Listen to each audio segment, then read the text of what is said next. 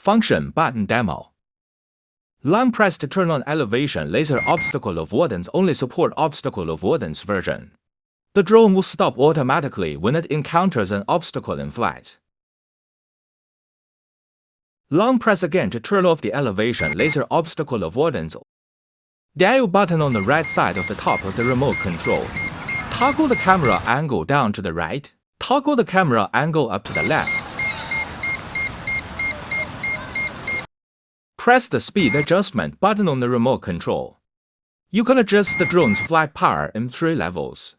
A few beeps indicate the switching of the speed. Short press the photo button to take a picture.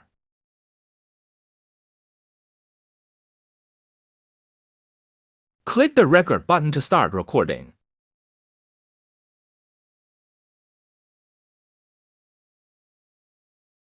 Press again to save the recording.